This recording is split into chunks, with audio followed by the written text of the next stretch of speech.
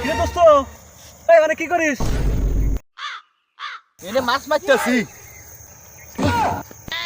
শালা খেতে নাই পানি, শালা গেলে মাছ মারতেছে। নিশ্চয়ই কোনো গাল্লা আছে, দাঁড়া দেখতেছি। लेकिन एक सेकंड শালা স্বপ্নে দেখলাম সোনার কলসি আছে এই জায়গায়, কই খুঁজে পাচ্ছি না তো, গেল কই? ও এই ব্যাপার, দাঁড়া তোর ব্যবস্থা করতেছি আমি। দোস্ত এই মাত্র দেখলাম একটা অজগর সাপ ধান খেতে দৌড়ে আসতেছে।